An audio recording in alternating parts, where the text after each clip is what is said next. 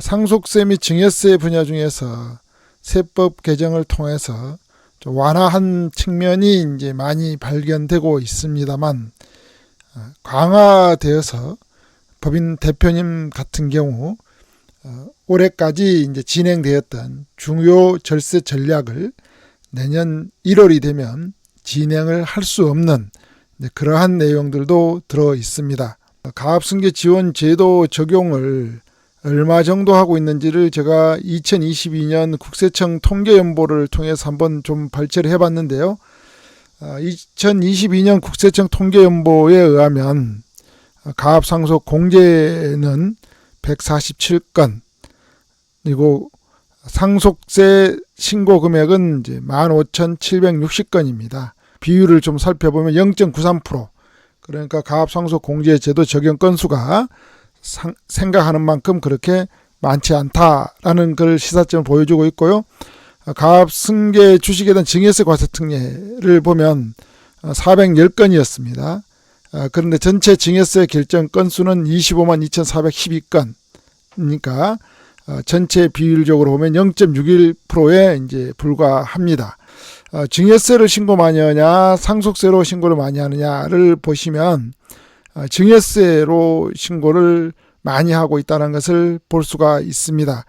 그러니까 자산이 이제 늘어나기 전에 증가하면 증가할수록, 시간이 지나면 지날수록 자산이 늘어나니까, 자산이 늘어나면 거기에 따라서 상속세도 증가하니까 먼저 상속세를 줄이기 위해서 증여를 하고 있다라고 이렇게 보시면 되고요. 그래서 자산승계, 가압승계를 할 때는 상속세 신고로 가는 게 아니라 증여세 신고를 통해서 미리미리 조금씩 증여를 하면 자산가들 입장에서는 미래에 발생될 상속세에 대한 부담을 줄일 수 있다는 시사점을 이제 보여주고 있는 것이고요.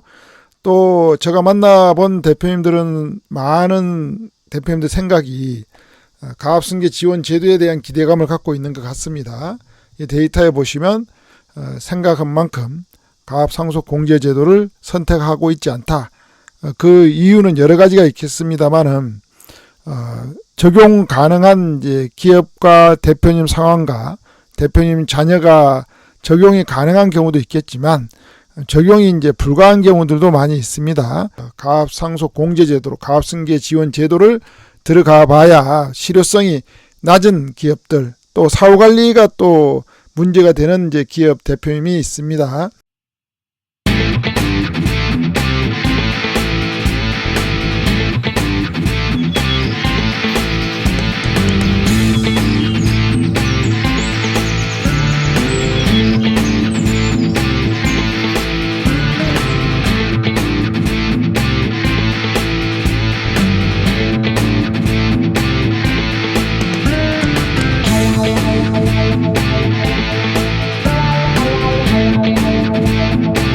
제가 가장 눈여겨보았던 점, 대표님에게 그동안 유리하게 절세 전략을 가져갈 수 있었던 컨설팅 전략 도구 중에 하나였던 것이 세법 개정안에 따르면 이제 그 진행이 어렵게 된 내용을 말씀드리도록 하겠습니다. 특정 법인과 거래를 통한 증여 의제라는 게 있는데요.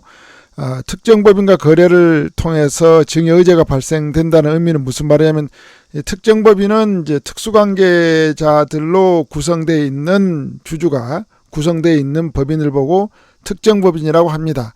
이때 이제 특수관계자 지분이 30%가 넘어가면 그 법인을 보고 특정 법인이라고 정의를 하고 있는데요.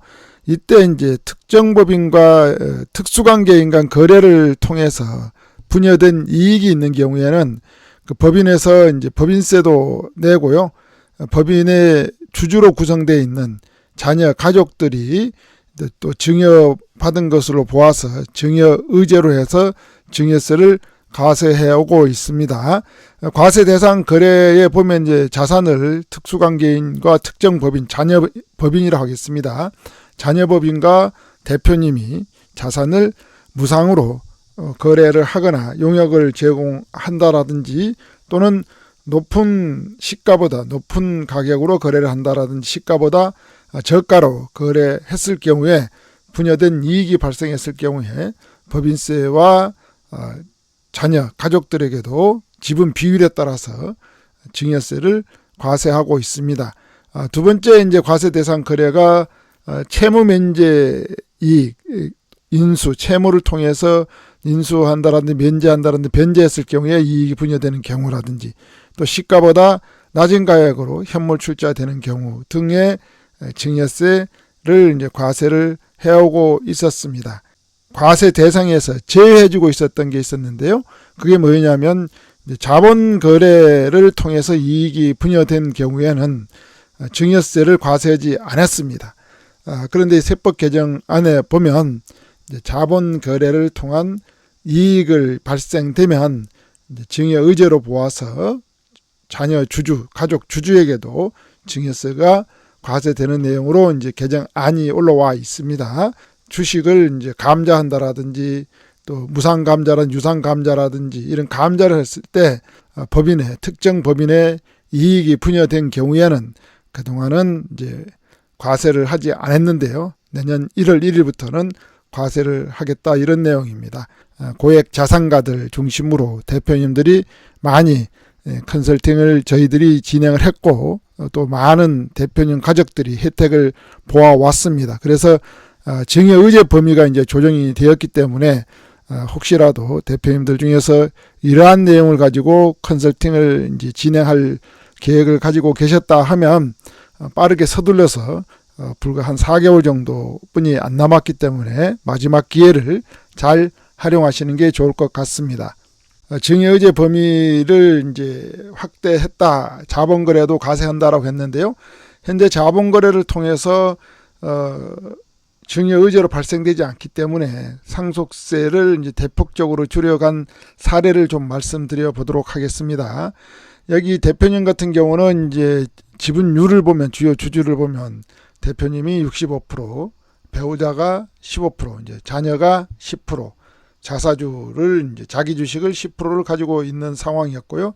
여기 같은 경우는 자산 가치를 이제 평가를 해봤더니요, 한 전체 자산 가치가 한 250억 정도 주식 평가를 해봤다는 그런 의미인 거죠. 그래서 여기서 대표 지분이 이제 163억, 대표의 배우자 지분이 이제 37억, 자녀 지분이 25억.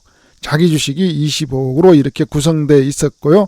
이제 계산해 보면 이제 50%가 상속세겠죠. 증여세 및 상속세가 이런 상황에서 예상되는 문제점은 이제 승계 조세 비용이 이제 점진적으로 증가가 예상이 된다는 겁니다. 부동산 과다 법인이기 때문에 감정평가 이슈도 있고요. 가압 상속 공제 등 정부 조세 혜택 적용이 이제 적용하기가 한계가 있는 어려움이 있는 이런 이제 기업이었었고요. 그리고 사후 관리 때문에 또 대표님이 이제 가압 상속 공제 제도에 대해서 탐탁지 않게 생각하고 있었습니다. 저희가 이제 제공한 컨설팅 내용 해결 방안을 보면은요, 이제 가족법인을 자녀 주주법인을 이제 설립을 먼저 1단계 합니다.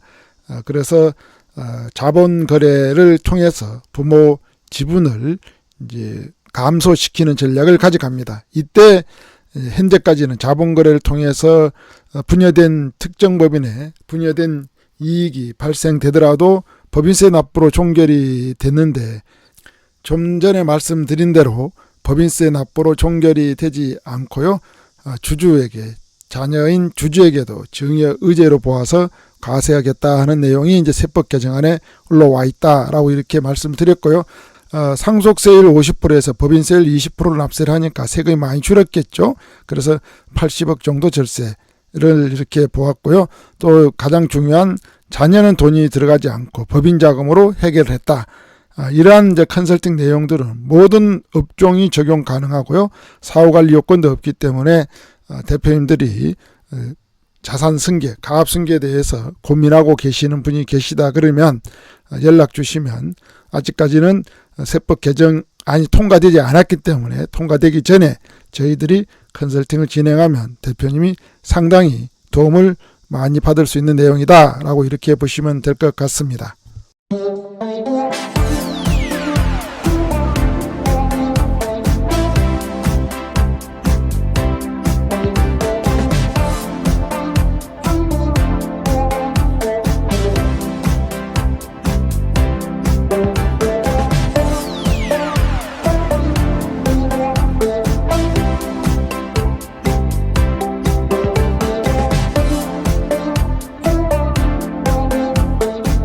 상속세 및 증여세율 이제 과세 표준을 이제 조정을 한 내용이 있는데요. 현행 이제 상속세 및 증여세 과세 표준 구간이 1억에서부터 30억까지 이제 그 금액별로 나눠지면서 10%에서 최고 세율 50%까지가 이제 현행 이제 표준 세율이었고요. 그런 개정안을 보면 최고 세율을 인하를 했습니다. 50% 구간을 이제 없앴고요.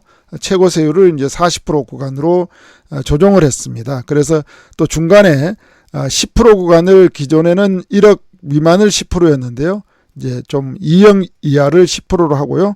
또 2억에서 5억까지는 20%, 또 5억 초과해서 10억 이하는 30%, 최고 세율은 10억 초과되는 건 40%로 이렇게 이제 조정을 했다라고 이렇게 보시면 되고요. 이렇게 하면 이제 실질적으로 어떻게 이제 세율, 증여세율이 인하에 따라서 어떻게 차이가 나는지를 한번 제가 시뮬레이션을 한번 돌려보도록 하겠습니다. 20억일 때 증여세, 20억을 이제 증여해 줄 때 증여세는 6억 4천입니다. 그리고 40억을 증여해 줄 때는 15억 4천이고요. 70억을 증여해 줄 때는 이제 30억 4천, 100억을 증여해 줄 때는 45억 4천이 되고요. 200억을 증여해 줄 때는 95억 4천의 세금을 내도록 되어 있습니다. 20억일 때 똑같은 금액으로 비교를 해봤습니다. 같은 20억일 때 현행은 6억 4천이 된 게 똑같이 냅니다. 6억 4천 변화가 없습니다. 40억을 증여해 줄 때 15억 4천 내던 게 14억 4천으로 떨어집니다. 그러니까 이게 무슨 말이냐면 20억까지는 세율 조정으로 인해서 그렇게 큰 줄어드는 그런 혜택 보는 내용이 그렇게 많지 않고요. 40억 정도 붙어서 이제 혜택을 본다라고 이렇게 보시면 될 것 같습니다. 과세 표준액이 크면 클수록 세율 조정에 의해서는 혜택 보는 폭이 커진다라고 이렇게 보시면 되고요.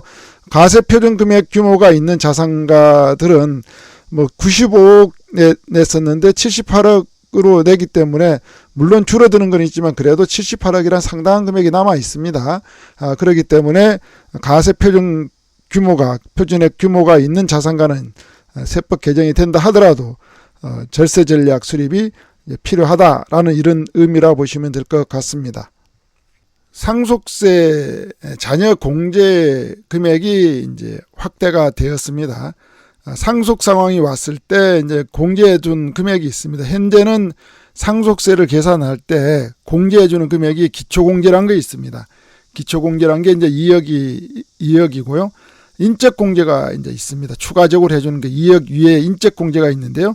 자녀 공제 1인당 5천만 원까지 이제 공제를 해줬습니다. 상속세 계산할 때 공제 금액은 2억, 기초공제 2억에다가 5천만 원 한 명 더하면 2억 5천이 이제 상속 공제가 되고요. 이 외에 이제 두 번째 비교해 봐야 했던 공제 항목 일괄공제라는 게 있습니다. 일괄공제가 5억입니다. 그래서 공제해 줄 때는 기초공제 2억과 인적공제 합계액을 하나 1번으로 놓고요. 그러니까 자녀 한 명의 경우는 인적공제 5천만 원과 2억 원 하면 2억 5천, 2억 5천과 일괄공제 5억 중에서 큰 금액으로 공제를 합니다. 자녀 공제가 기존에 5천만 원에서 이제 5억으로 1인당 늘었습니다. 그러니까 기초공제 2억은 그대로 있는데 자녀 한 명이 똑같이 있다 그러면요. 공제 금액이 2억, 기초공제 2억과 5억을 더하면 7억이 됩니다. 7억과 일괄공제 5억을 이제 비교했을 때 자녀 공제가 훨씬 더 7억이 크기 때문에 7억을 공제가 가능하다. 그래서 상속세 납부할 때 공제 금액이 커졌다. 자녀가 2명일 때 현행은 이제 과세 표준별로 한번 보면은요, 10억이 이제 상속 가표다. 그러면 9천만 원 상속세가 나옵니다. 30억일 때는 8억 4천, 50억일 때는 17억 9천의 상속세를 납부하도록 되어 있습니다. 다른 이제 공제라든 이런 거는 이제 고려하지 않았고요. 자녀 1인당 이제 5억까지 공제를 해주니까 자녀 2명이니까 10억이 공제가 되는 겁니다. 10억 공제에다가 기초공제 2억이 있으니까 12억을 이제 공제해 주죠. 12억과 일괄공제 5억 중에 높은 거 12억을 이제 적용받는 거죠. 그래서 가세표준 상속세가 10억인 경우는 상속세가 없습니다. 30억을 이제 상속가표가 되어 있다 그러면 현행은 8억 4천인데 상속세는 이제 개정된 상속세에 의하면 이제 5억 6천으로 이제 줄어들게 되어 있고요. 50억일 경우에는 현행은 17억 9천인데요. 14억 4천으로 이렇게 상속세를 납세한다라고 이렇게 보시면 되고요. 이거는 이제 상속세율은 이제 현재 기준으로 계산을 했습니다. 50% 기준으로 계산을 했고요. 배우자 공제는 별도 5억에 30억이 있는데 이것도 고려하지 않은 이제 계산 내용인 거고요. 다른 이제 공제 금액이 있을 수가 있습니다. 개인마다 그거는 고려하지 않고 단순하게 상속 공제 금액, 자녀 공제 금액만 가지고 계산을 해보면 비교를 해보면 이렇게 이제 차이가 많이 있다라고 하는 것을 이제 보여드리는 겁니다. 그리고 다자녀가 유리합니다. 다자녀 강호가. 자녀가 이제 3명인 경우에는 자녀가 3명인 경우는 좀 더 이제 또 5억이 더 늘어나니까 공제 금액이 늘어나겠죠. 자녀가 2명이고 배우자 공제 5억까지 이제 고려를 하면 17억까지 상속세가 없습니다. 개정세법에 의하면.